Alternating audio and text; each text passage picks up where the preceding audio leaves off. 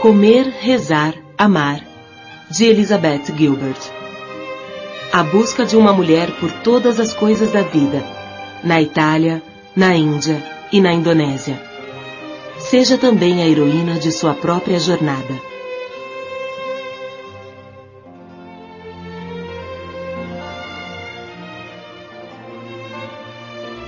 Buscando tempo e espaço para descobrir quem era e o que realmente queria, Liz Gilbert se livrou de tudo, demitiu-se do emprego e partiu para uma viagem de 1 ano pelo mundo, sozinha. Comer, Rezar, Amar é a envolvente crônica desse ano. Seu objetivo era visitar 3 lugares onde pudesse examinar um aspecto de sua própria natureza. Em Roma, estudou a arte do prazer, aprendeu italiano e engordou os 11 quilos mais felizes de sua vida. Na Índia, se dedicou à arte da devoção e, com a ajuda de um guru local e de um cowboy texano surpreendentemente sábio, ela embarcou em 4 meses de contínua exploração espiritual. Em Bali, estudou a arte do equilíbrio entre o prazer mundano e a transcendência divina. Tornou-se discípula de um velho xamã e também se apaixonou por um brasileiro da melhor maneira possível, inesperadamente. Comer, Rezar, Amar fala sobre o que pode acontecer quando você assume a responsabilidade por seu próprio contentamento e para de tentar viver seguindo os ideais da sociedade. Certamente irá emocionar qualquer pessoa que se abra para a inesgotável necessidade de mudança. A jornada de Gilbert é repleta de sonhos místicos, visões e coincidências fantásticas. Ainda assim, para cada punhado de autorreflexão que sua clássica jornada New Age demanda, Gilbert apresenta a mesma dose de inteligência, bom humor e autogozação. Relato irônico e libertador de uma extraordinária viagem, que faz até o mais cínico dos leitores ousar sonhar um dia encontrar Deus ao meditar no fundo de uma caverna na Índia, ou talvez ao comer um pedaço transcendental de pizza. Los Angeles Times. Jornalista, contista e romancista, Elizabeth Gilbert escreve para um público amplo desde 1993, sempre elogiada pela crítica. Comer, Rezar, Amar foi escolhido pelo New York Times como um dos 100 melhores livros de 2006. A autora vive atualmente em Nova Jersey. Comer, Rezar, Amar. Na lista dos mais vendidos do New York Times por mais de 1 ano. Traduzido em 36 idiomas. Se você tem a coragem de deixar para trás tudo que lhe é familiar e confortável, pode ser qualquer coisa, desde a sua casa aos seus antigos ressentimentos, e embarcar numa jornada em busca da verdade, para dentro ou para fora, e se você tem mesmo a vontade de considerar tudo o que acontece nessa jornada como uma pista, e se você aceitar cada um que encontre no caminho como professor, e se estiver preparada, acima de tudo, para encarar e perdoar algumas realidades bem difíceis sobre você mesma, então a verdade não lhe será negada. Elizabeth Gilbert. Estou dando este livro para todas as minhas amigas. Julia Roberts. Toda mulher deve lê-lo. Ellie Macpherson. Adorei Comer, Rezar, Amar. Hillary Clinton. Nestas memórias de viagem cativantes e fascinantes, a jornalista Liz Gilbert passeia durante 1 ano na Itália, na Índia e na Indonésia. Nossa sorte é que as lições de vida dela são genuinamente universais. Marie Claire, Estados Unidos. É como se fosse o diário de sua amiga mais perceptiva e engraçada, descrevendo encontros com curandeiros, ex-viciados e, sim, homens lindos e gentis. Glamour.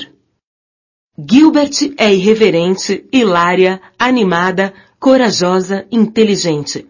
Sua odisseia espiritual, sensual e audaciosa, traz doses iguais de prazer e iluminação.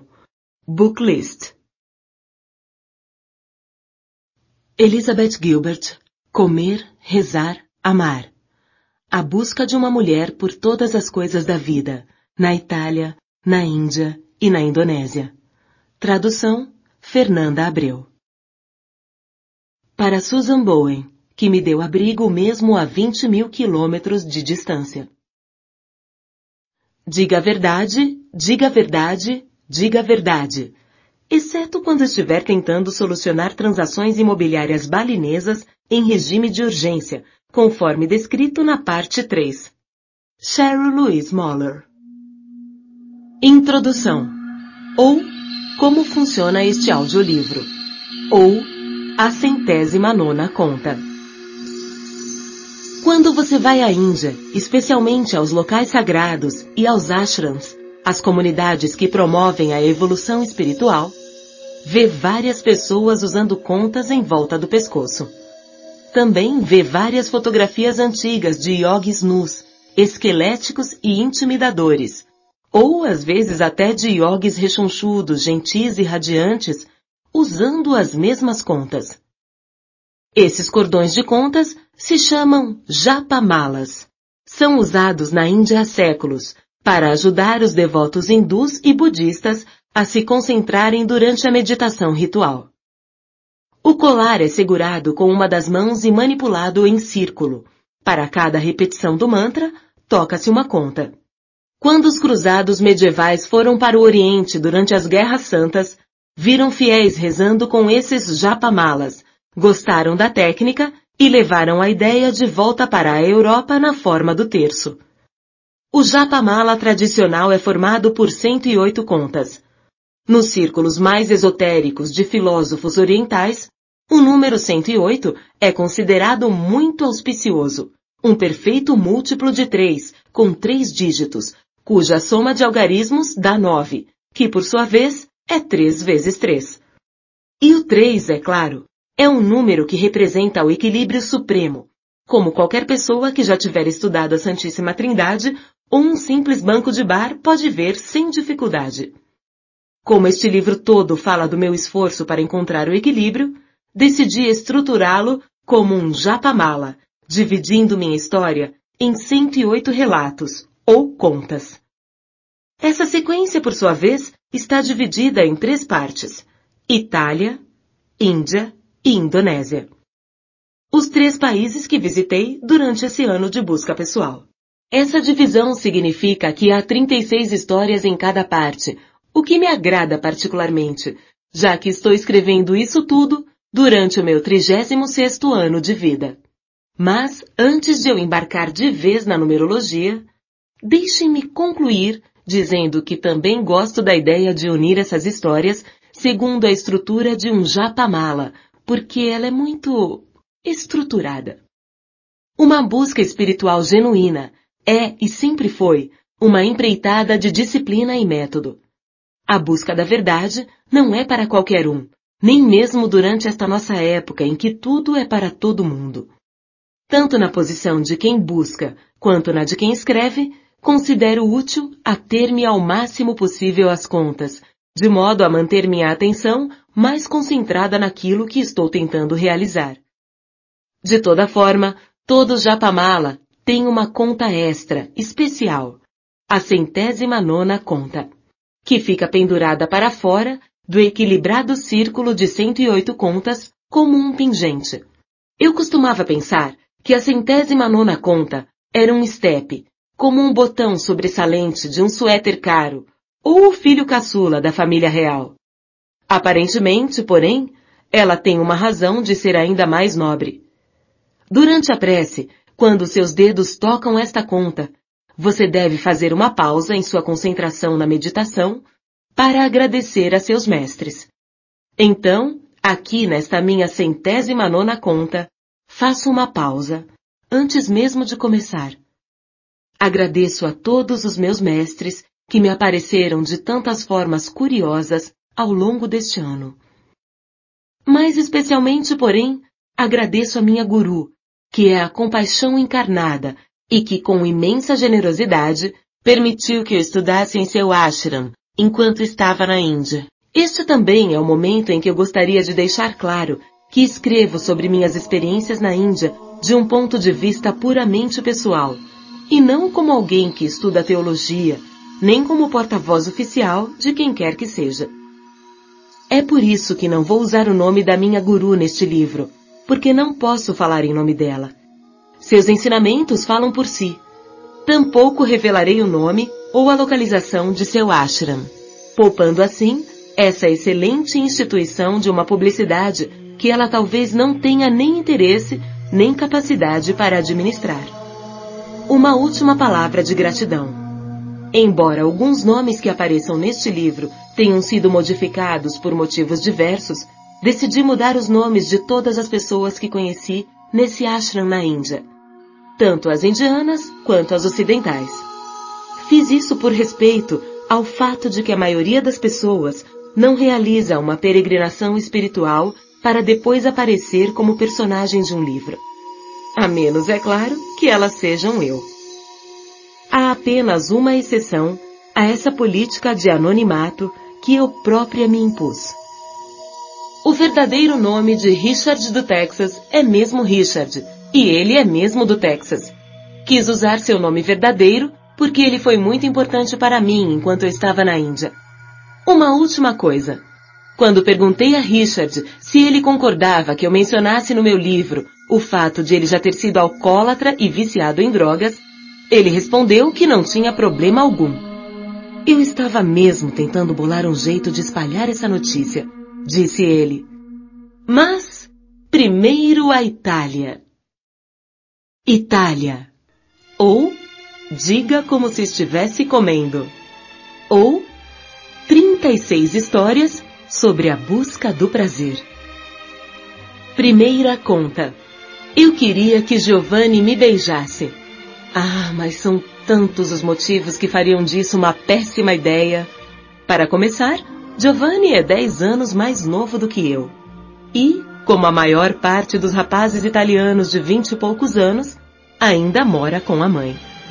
Só esses dois fatos já fazem dele um parceiro romântico improvável para mim, já que sou uma americana de 30 e poucos anos que trabalha, acaba de passar por um casamento falido e por um divórcio arrasador e interminável, imediatamente seguido por um caso de amor apaixonado que terminou com uma dolorosa ruptura. Todas essas perdas, uma atrás da outra, deixaram em mim uma sensação de tristeza e fragilidade, e a impressão de ter mais ou menos 7.000 anos de idade. Por uma simples questão de princípios, eu não imporia essa minha pessoa desanimada, derrotada e velha ao adorável, inocente Giovanni. Sem falar que eu finalmente havia chegado à idade em que uma mulher começa a questionar se a maneira mais sensata de superar a perda de um lindo rapaz de olhos castanhos é mesmo levar outro para sua cama imediatamente. É por isso que já faz muitos meses que estou sozinha. É por isso, na verdade, que decidi passar este ano inteiro sozinha. Diante do que o observador mais arguto poderá perguntar, então por que você veio para a Itália? E tudo que posso responder, sobretudo quando olho para o belo Giovanni do outro lado da mesa, é: boa pergunta. Giovanni é meu parceiro de intercâmbio de línguas. Isso pode parecer uma insinuação, mas infelizmente não é.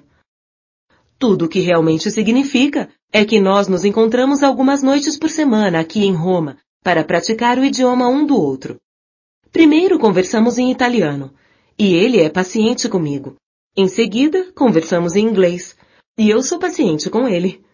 Descobri Giovanni algumas semanas depois de ter chegado a Roma, graças ao grande cybercafé da Piazza Bambarini, do outro lado da rua, em frente àquele chafariz, com a escultura de um homem com rabo de peixe soprando sua concha. Ele, Giovanni, não o homem com rabo de peixe, fixaram um anúncio no quadro de avisos explicando que um italiano nativo estava procurando alguém que falasse inglês para treinar conversação nas duas línguas.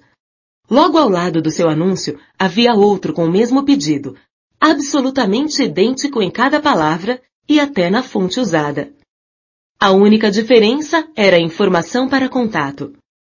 Um dos anúncios trazia o endereço eletrônico de um tal Giovanni. O outro tinha o nome de um tal Dario. mas até o número do telefone residencial era o mesmo. Usando meus aguçados poderes de intuição, mandei um e-mail para os 2 homens ao mesmo tempo, perguntando em italiano: será que vocês são irmãos? Foi Giovanni quem respondeu com este texto, muito provocativo.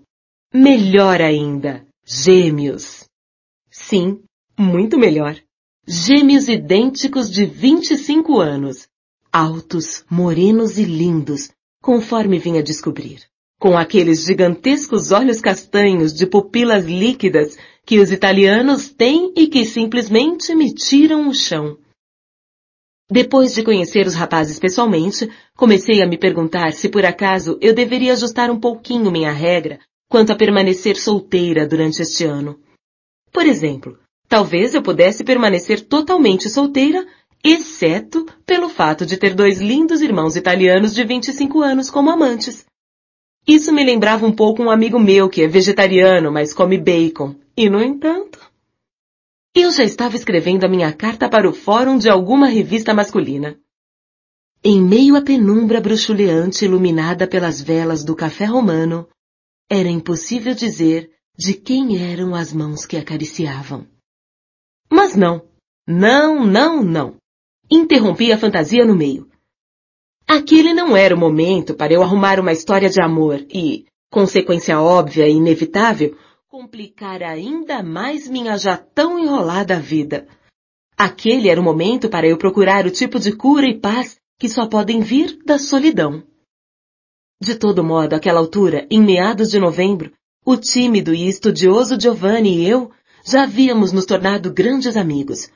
Quanto a Dario, o mais extrovertido e festeiro dos 2 irmãos, eu o apresentei à minha encantadora amiguinha sueca, Sophie, e o modo como eles têm compartilhado as suas noites em Roma é outro tipo completamente diferente de intercâmbio. Mas Giovanni e eu só fazemos conversar. Bom, comer e conversar.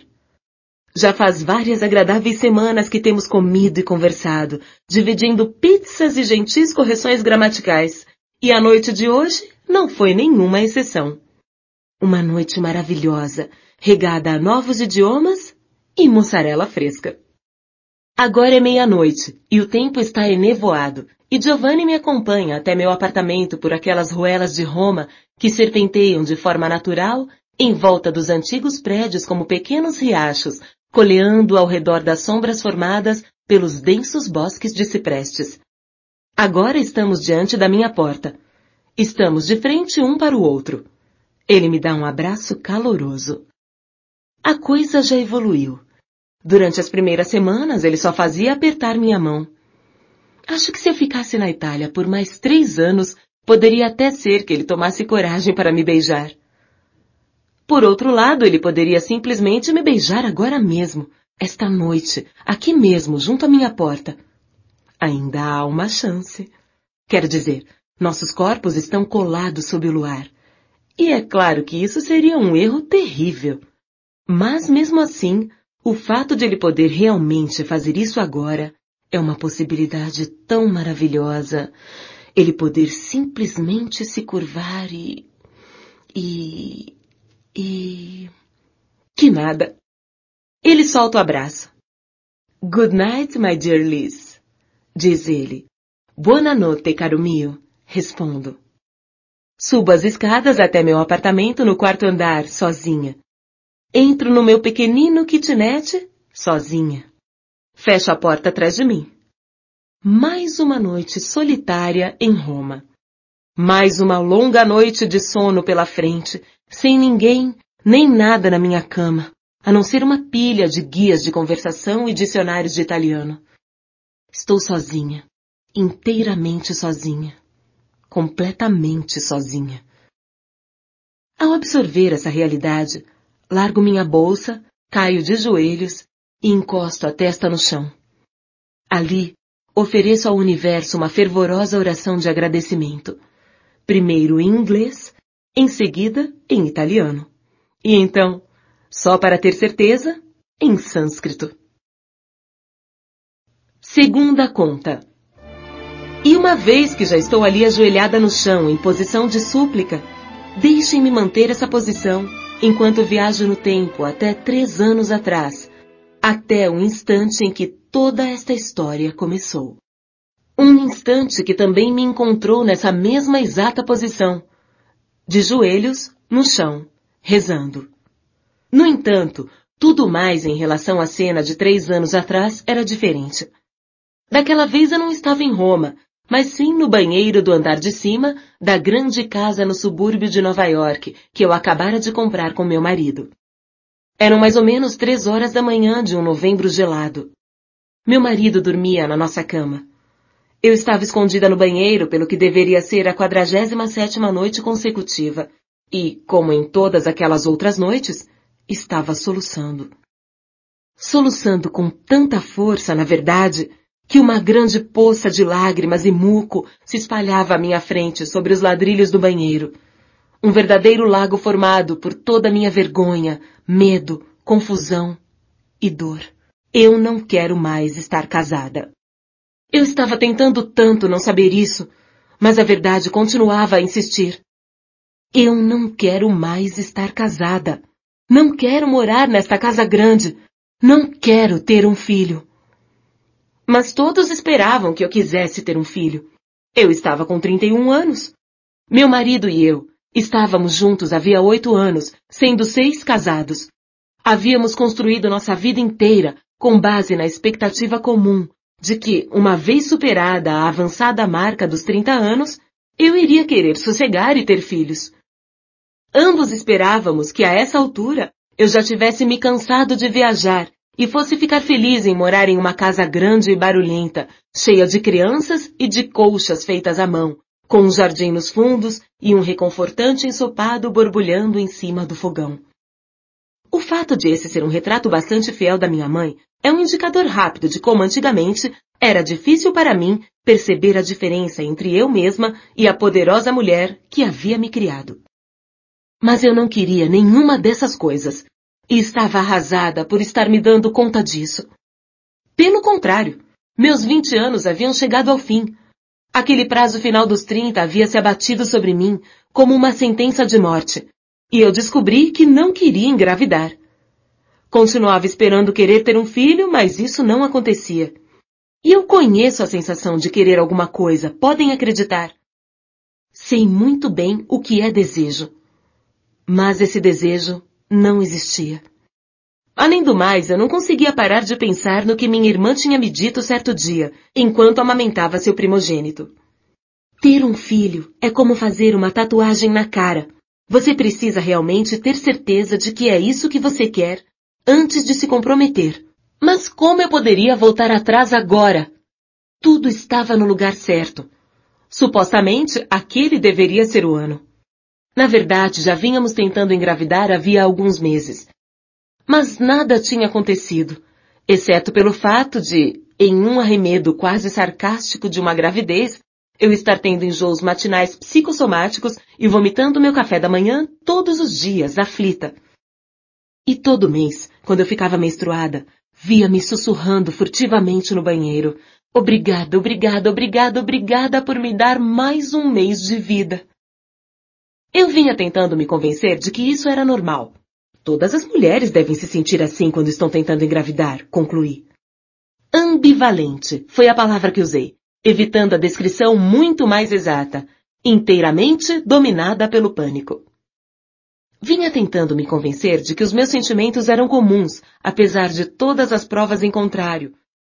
Como a conhecida que eu havia esbarrado na semana anterior, que acabara de descobrir que estava grávida do primeiro filho, depois de gastar 2 anos e rios de dinheiro em tratamentos de fertilidade. Ela estava em êxtase. Sempre desejara ser mãe, disse-me.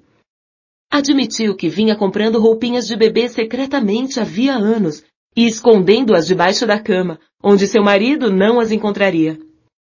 Vi a alegria em seu rosto e a reconheci. Era uma alegria idêntica que meu próprio rosto havia irradiado na primavera anterior, no dia em que descobri que a revista para a qual eu trabalhava iria me mandar para a Nova Zelândia para escrever um artigo sobre a busca por uma lula gigante. E pensei, Até o dia em que eu conseguir sentir o mesmo êxtase em relação a ter um filho que senti em relação a ir para Nova Zelândia atrás de uma lula gigante, não posso ter um filho. Eu não quero mais estar casada. Durante o dia eu recusava essa ideia, mas à noite ela me consumia. Que catástrofe!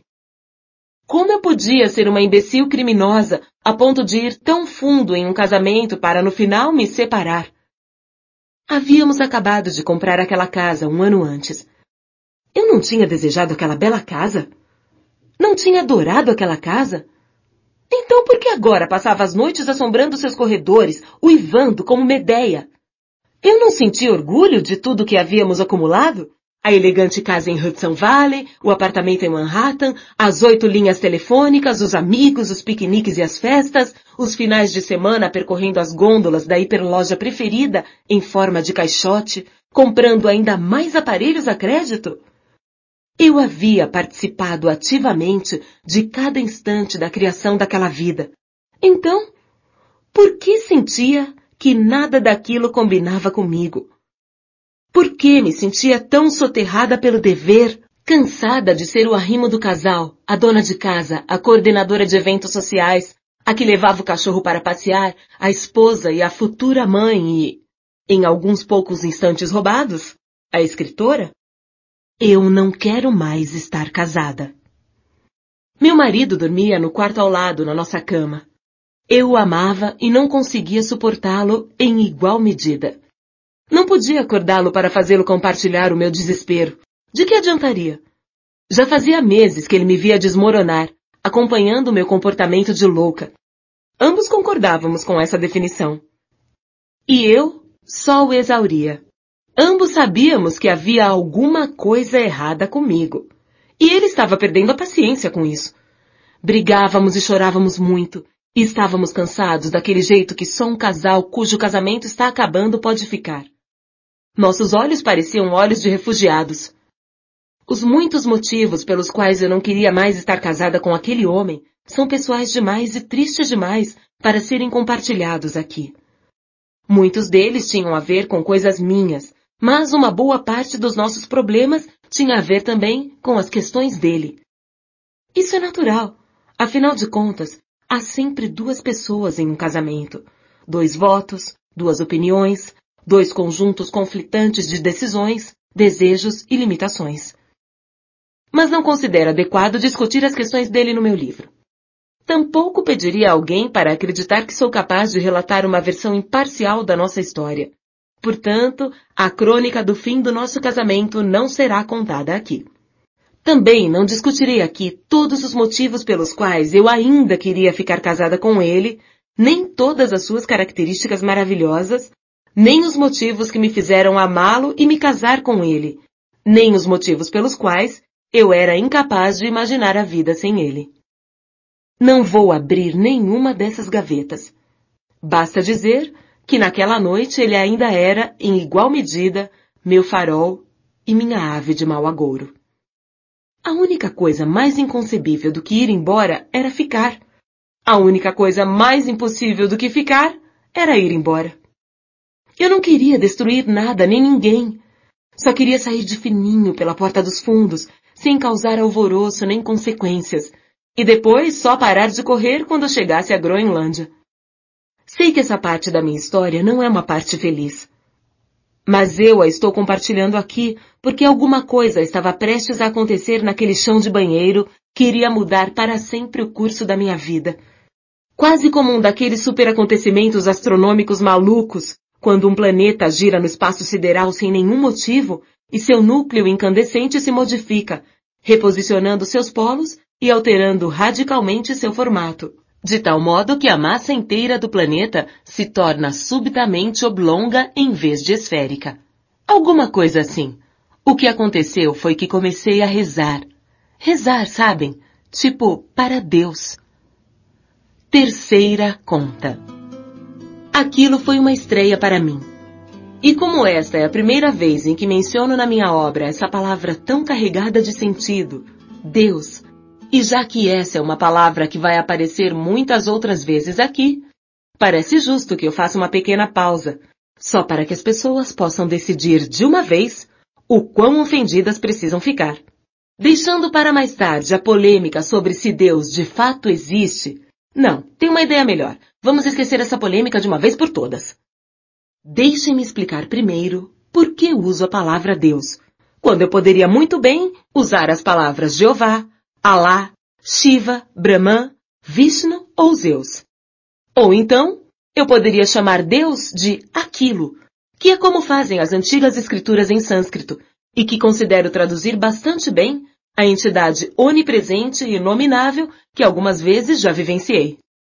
Mas esse aquilo me parece impessoal, uma coisa, não um ser. E eu própria não consigo rezar para um aquilo. Preciso de um nome de verdade, para sentir totalmente que existe alguém presente. Pelo mesmo motivo, quando rezo, não ofereço minhas preces ao universo, ao grande vazio, à força, ao ser supremo, ao inteiro, ao Criador, à luz, ao poder maior, nem mesmo a mais poética das manifestações do nome de Deus, tirada, acho eu, dos evangelhos gnósticos, a sombra da virada. Não tenho nada contra nenhum desses termos. Sinto que são todos equivalentes, porque são todos descrições igualmente adequadas e inadequadas do indescritível. Mas todos nós precisamos de um nome funcional para essa indescritibilidade. E Deus é um nome que me soa mais caloroso, então é ele que uso. Eu deveria confessar também que geralmente me refiro a Deus como Ele, o que não me incomoda, porque, a meu ver, trata-se somente de um pronome pessoal que facilita as coisas, não de uma descrição anatômica precisa ou de um motivo para a revolução. É claro que não me importo que as pessoas chamem Deus de ela, e entendo o impulso que as leva a fazer isso. Repito, para mim, ambos são termos equivalentes, igualmente adequados e inadequados. Embora eu ache que escrever qualquer um dos dois pronomes em letra maiúscula seja um toque a mais, uma pequena gentileza na presença do divino. Culturalmente, embora não teologicamente, sou cristã. Nasci protestante, branca e anglo-saxã.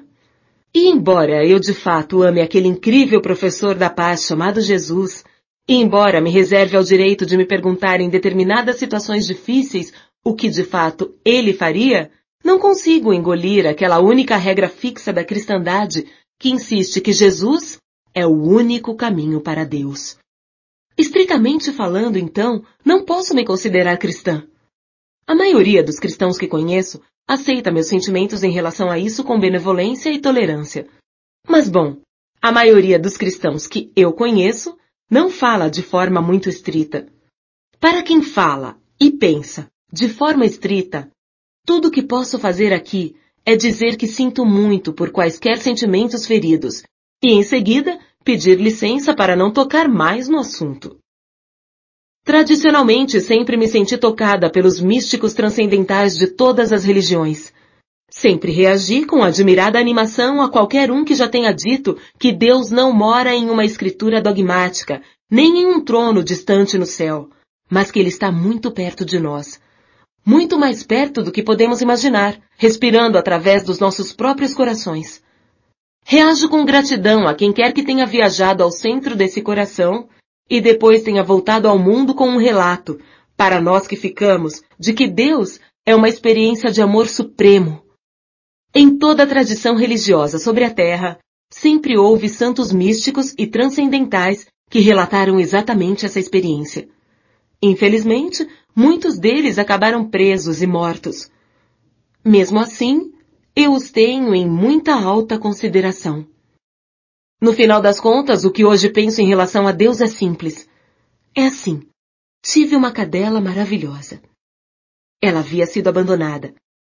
Era uma cruza de cerca de 10 raças diferentes, mas parecia ter herdado as melhores características de todas elas.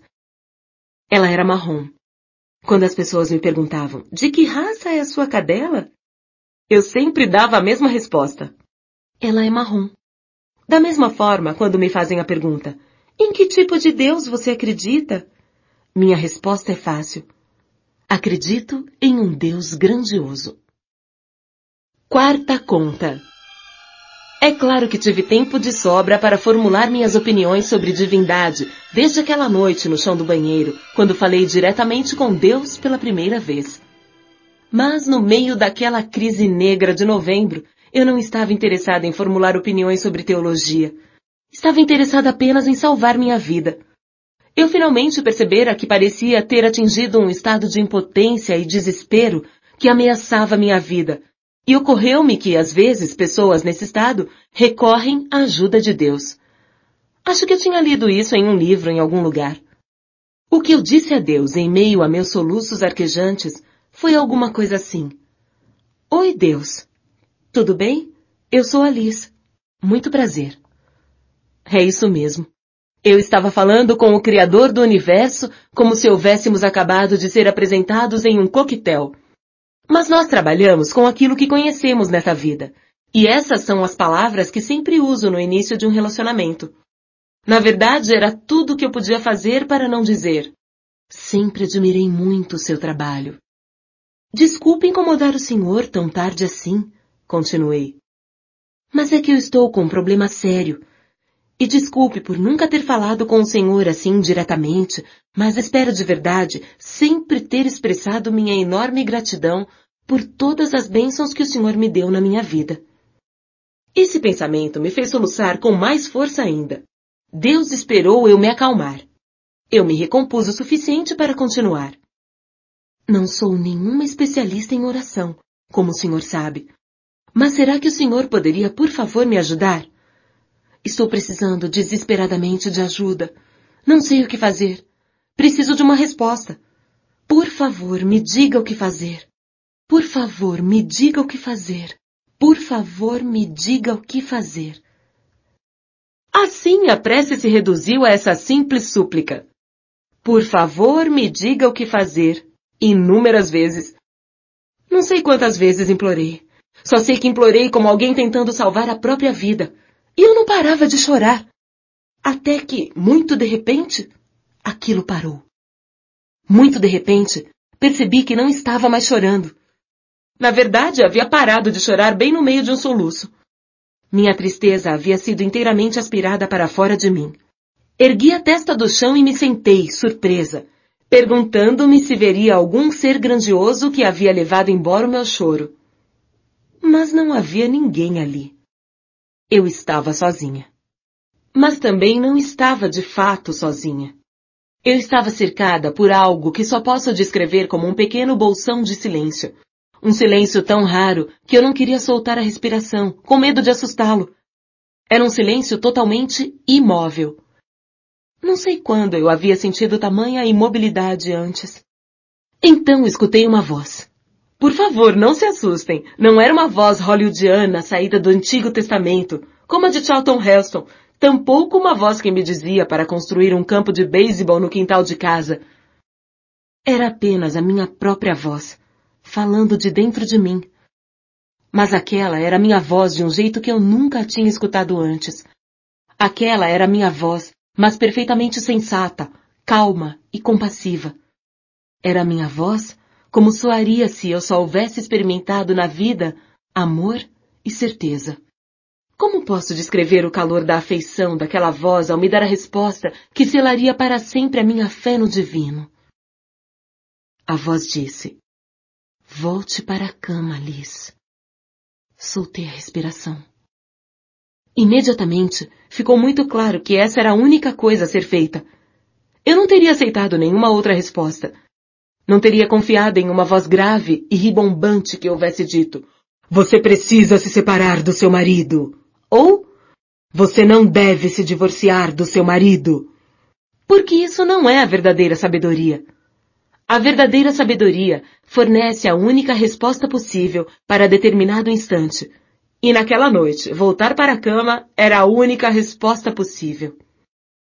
Volte para a cama, disse aquela voz interior onisciente, porque você não precisa saber a resposta final neste instante, às 3 horas da manhã de uma quinta-feira de novembro. Volte para a cama, porque eu amo você. Volte para a cama, porque a única coisa que você precisa fazer por enquanto é descansar um pouco e cuidar bem de si mesma até saber a resposta. Volte para a cama, para que quando a tempestade chegar, você esteja forte o suficiente para lidar com ela. E a tempestade vai chegar, meu bem, em breve. Mas não esta noite. Portanto, volte para a cama, Liz. De certa forma, esse pequeno episódio tinha todas as características de uma típica experiência cristã de conversão. A noite escura da alma, o pedido de ajuda, a voz que responde, a sensação de transformação. Mas eu não diria que isso foi uma conversão religiosa para mim. Não uma conversão tradicional, como nascer de novo ou ser salva. Em vez disso, eu chamaria o que aconteceu naquela noite de início de uma conversa religiosa. As primeiras palavras de um diálogo aberto e exploratório, que no final das contas, me levaria de fato até bem perto de Deus. Quinta conta. Se eu de alguma forma pudesse saber que, como disse Lily Tomlin certa vez, as coisas iriam piorar muito antes de piorarem, não tenho certeza de como teria dormido naquela noite. Mas depois de 7 meses muito difíceis, deixei o meu marido. Quando finalmente tomei essa decisão, pensei que o pior houvesse passado. Isso só mostra como eu sabia pouca coisa sobre divórcio. Certa vez a revista The New Yorker publicou uma tira. 2 mulheres estão conversando e uma delas diz para a outra: se você quiser mesmo conhecer alguém, precisa se divorciar dessa pessoa. Minha experiência, é claro, era o oposto.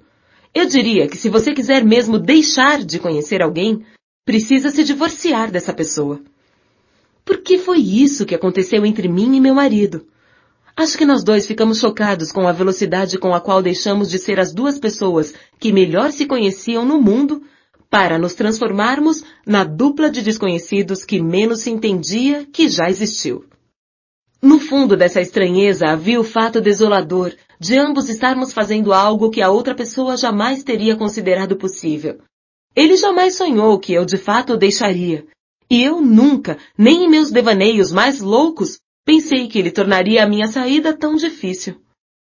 Quando deixei meu marido, eu acreditava sinceramente que poderíamos resolver nossos assuntos práticos em poucas horas com uma calculadora, algum bom senso e um pouco de boa vontade em relação à pessoa que um dia havíamos amado. Minha sugestão inicial foi vendermos a casa e dividirmos todos os bens pela metade. Nunca me ocorreu que pudéssemos fazer qualquer outra coisa. Ele não achou justa essa sugestão. Então eu subi minha oferta, chegando até a sugerir um tipo diferente de divisão meio a meio. Que tal ele ficar com todos os bens e eu com a culpa? Mas nem mesmo essa oferta tornou possível um acordo. Então eu não soube como agir. Como negociar depois que já se ofereceu tudo? Eu não podia fazer nada, a não ser esperar a contraproposta dele. Minha culpa por tê-lo deixado me impedia de pensar que eu tinha o direito de ficar com sequer 1 centavo do dinheiro que havia ganho ao longo da última década. Além disso, minha recém-descoberta espiritualidade tornava essencial para mim que nós não brigássemos. Então essa era a minha posição. Eu não me defenderia dele, nem brigaria com ele. Durante um tempo interminável, contrariando os conselhos de todas as pessoas que gostavam de mim, relutei até mesmo em consultar um advogado, porque considerava isso um ato de guerra. Eu queria ser totalmente Gandhi naquela situação. Eu queria ser totalmente Nelson Mandela naquela situação. Na época, porém, não reparei que tanto Gandhi quanto Mandela eram advogados. Meses passaram. Minha vida era um limbo, e eu esperava para ser libertada. Esperava para ver quais seriam os termos do acordo. Estávamos vivendo separados. Ele havia se mudado para nosso apartamento de Manhattan, mas nada estava resolvido. Contas se acumulavam, carreiras empacavam, a casa caía aos pedaços e os silêncios do meu ex-marido só eram quebrados por suas comunicações ocasionais para me lembrar como eu era uma pessoa ruim. E além disso, David apareceu. Todas as complicações e os traumas daqueles horríveis anos de divórcio foram multiplicadas pelo drama de David, o cara por quem me apaixonei enquanto estava terminando meu casamento. Eu disse que me apaixonei por David? O que quero dizer, na verdade, é que saí do meu casamento e mergulhei nos braços de David da mesma forma que um artista de circo de desenho animado mergulha de uma plataforma altíssima dentro de um pequeno copo d'água, desaparecendo por completo. Eu me agarrei a David para fugir do meu casamento, como se ele fosse o último helicóptero saindo de Saigon. Depositei nele toda a minha esperança de salvação e de felicidade. E sim, eu o amei. Mas se eu conseguisse pensar em uma palavra mais forte do que desesperadamente para descrever o modo como amei David, usaria essa palavra aqui. E um amor desesperado é sempre o tipo mais difícil de amor. Fui morar com David imediatamente depois de deixar meu marido. Ele é, um cara lindo. Nova-iorquino da gema, ator e escritor, com aqueles olhos castanhos de pupilas líquidas que os italianos têm e que sempre me tiram o chão. Eu já disse isso? Descolado, independente, vegetariano, desbocado, espiritualizado, sedutor. Um poeta iogue rebelde. O mais novo e irresistível craque do time. Maior do que a vida. Maior do que tudo que há de maior. Ou, pelo menos, era assim para mim. Na primeira vez em que Susan, minha melhor amiga, me ouviu falar dele, bastou uma olhada no forte rubor em meu rosto para ela me dizer: "Ai, meu Deus, baby, como você está ferrada!" David e eu nos conhecemos porque ele estava atuando em uma peça baseada em contos meus. Ele fazia um personagem que eu havia inventado, o que é de certa forma revelador. No amor desesperado é sempre assim, não é? No amor desesperado, nós sempre inventamos os personagens dos nossos parceiros, exigindo que eles sejam o que precisamos que sejam, e depois ficando arrasados quando eles se recusam a desempenhar o papel que nós mesmos criamos. Mas como nós nos divertíamos durante aqueles primeiros meses, quando ele ainda era meu herói romântico e eu ainda era o seu sonho tornado realidade. Era uma excitação e uma compatibilidade que eu jamais havia imaginado. Inventamos nossa própria linguagem. Passávamos dias fora da cidade e outros viajando de carro. Ele escalava até o topo das coisas, nadava até o fundo de outras coisas, planejava viagens pelo mundo que faríamos juntos. Nós nos divertíamos mais na fila do departamento de trânsito do que a maioria dos casais em sua lua de mel.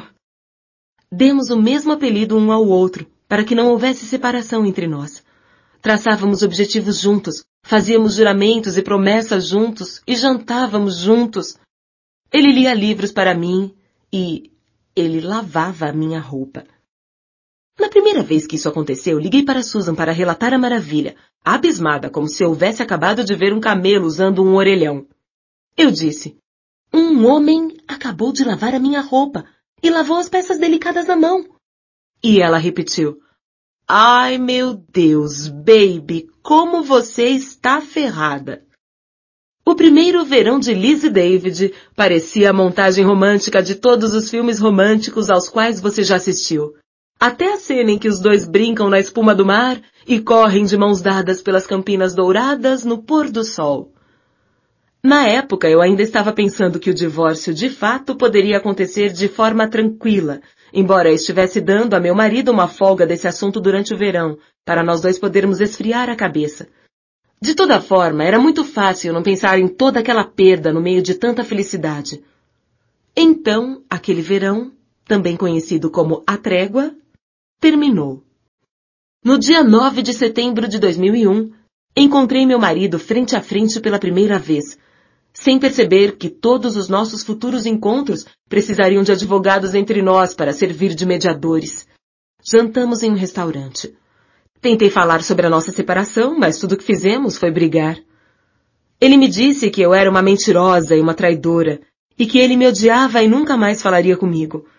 2 manhãs mais tarde, acordei de uma noite de sono agitada e descobri que aviões sequestrados estavam sendo arremessados contra os 2 prédios mais altos da minha cidade, enquanto tudo de invencível que um dia se mantiver em pé ia se tornando uma avalanche fumegante de ruínas. Liguei para o meu marido, para ter certeza de que ele estava bem. E choramos juntos com aquela tragédia, mas não fui encontrá-lo. Durante aquela semana, quando todo mundo em Nova York deixou a animosidade de lado em deferência à tragédia maior que estava acontecendo, mesmo assim não voltei para meu marido. Foi desse modo que ambos soubemos que havia terminado mesmo. Não é exagero dizer que não dormi mais durante os 4 meses seguintes. Pensava que já houvesse me despedaçado antes, mas naquele momento, em harmonia com o aparente colapso do mundo inteiro, minha vida realmente virou um caos. Hoje me envergonho de pensar no que impus a David durante aqueles meses em que moramos juntos, logo depois do 11 de setembro e da minha separação. Imaginem sua surpresa ao descobrir que a mulher mais feliz, mais confiante que ele já conhecera, na verdade era, quando você ficava sozinho com ela, um poço sem fundo e enlameado de tristeza. Mais uma vez, eu não conseguia parar de chorar. Foi então que ele começou a recuar, e foi então que eu vi o outro lado do meu apaixonado herói romântico. O David solitário como um náufrago, frio, e que precisava de mais espaço para viver do que um rebanho de bisões norte-americanos. O súbito recuo emocional de David provavelmente teria sido uma catástrofe para mim, até mesmo nas melhores circunstâncias, já que sou uma das formas de vida mais afetuosas do planeta. Algo como uma cruza de Golden Retriever com um molusco. Mas aquelas eram as piores circunstâncias possíveis para mim. Eu estava insegura e dependente, e precisava de mais cuidados do que trigêmeos prematuros. Seu afastamento só fez me tornar mais carente, e minha carência só fez acelerar seu afastamento. Até que, em pouco tempo, ele recuava debaixo de uma chuva de gritos chorosos meus. Aonde você vai? O que aconteceu com a gente? Dica de relacionamento. Os homens adoram isso. O fato é que eu havia me viciado em David. Em minha defesa, posso dizer que ele havia possibilitado isso, já que era uma espécie de homem fatal.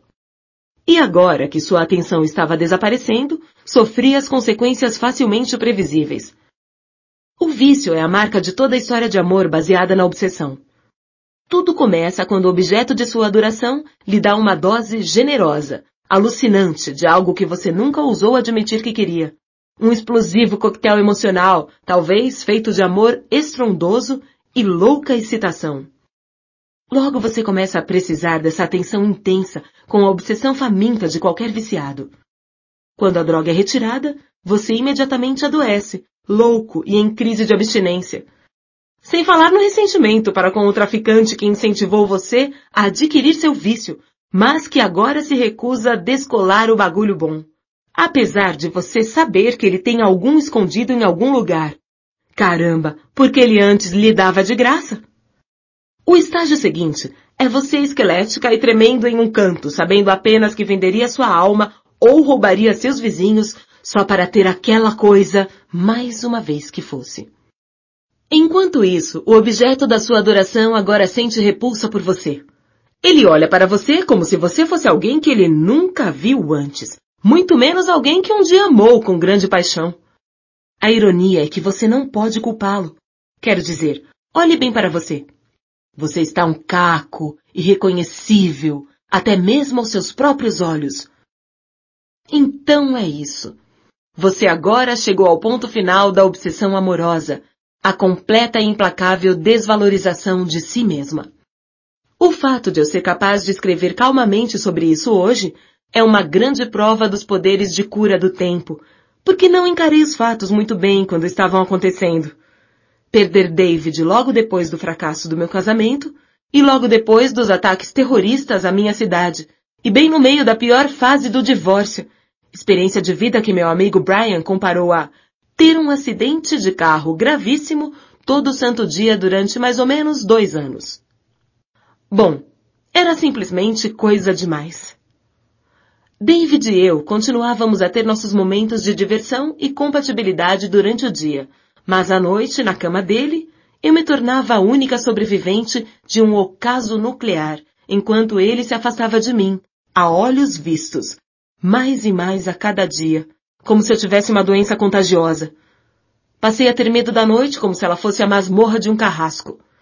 Eu ficava ali, deitada ao lado do corpo adormecido de David, lindo e inacessível, e entrava em uma espiral de pânico feita de solidão e ideias suicidas meticulosamente detalhadas. Todas as partes do meu corpo doíam. Eu tinha a sensação de ser uma espécie de máquina primitiva, impulsionada à mola e submetida a uma tensão muito maior do que havia sido construída para suportar, prestes a estourar, pondo em grande risco qualquer um que estivesse por perto. Imaginava as partes do meu corpo saindo voando do meu tórax para escapar do núcleo vulcânico de infelicidade em que eu havia me transformado. Na maioria das manhãs, David acordava e me encontrava mergulhada em um sono agitado, deitada no chão ao lado da cama, enrolada em uma pilha de toalhas de banho como um cachorro. "O que foi desta vez?" perguntava a ele. Mais um homem completamente exaurido por mim. Acho que perdi algo como 15 quilos durante essa fase. Sexta conta. Mas nem tudo foi ruim durante esses anos. Já que Deus nunca fecha uma porta na sua cara sem abrir uma janela, ou qualquer que seja o velho ditado, algumas coisas maravilhosas aconteceram comigo à sombra de toda aquela tristeza. Para começar, finalmente comecei a aprender italiano. Em segundo lugar, encontrei uma guru indiana. Por fim, fui convidada por um velho xamã a ir morar com ele na Indonésia. Vou explicar tudo na ordem. As coisas começaram a melhorar um pouco quando saí do apartamento de David no início de 2002 e encontrei um apartamento só para mim pela primeira vez na vida. Aquilo era um luxo, já que eu ainda estava pagando por aquele casarão no subúrbio onde ninguém mais morava e que meu marido me proibia de vender e ainda estava tentando honrar todas as minhas contas de advogados e terapeutas. Mas ter um quarto e sala só meu era vital para a minha sobrevivência. Eu vi o apartamento quase como um sanatório, uma clínica de repouso para a recuperação de mim mesma. Pintei as paredes com as cores mais quentes que consegui encontrar e comprava flores para mim mesma toda semana, como se estivesse me visitando no hospital. Minha irmã me deu uma bolsa de água quente como presente pela casa nova, para eu não precisar ficar totalmente sozinha em uma cama fria. E eu dormia todas as noites com aquele objeto aninhado junto a meu coração, como alguém tratando uma lesão esportiva. David e eu tínhamos terminado de vez. Ou talvez não tivéssemos. É difícil lembrar agora quantas vezes terminamos e tornamos a reatar durante aqueles meses. Mas surgiu um padrão. Eu me separava de David, recuperava minha força e minha confiança, e então, atraído como sempre por minha força e confiança, sua paixão por mim renascia. Com respeito, sobriedade e inteligência, nós discutíamos uma nova tentativa, sempre com algum novo e saudável plano para minimizar nossas aparentes incompatibilidades. Estávamos muito comprometidos em resolver aquela história. Porque como era possível duas pessoas que se amavam tanto não terminarem felizes para sempre? Aquilo tinha de dar certo. Não tinha?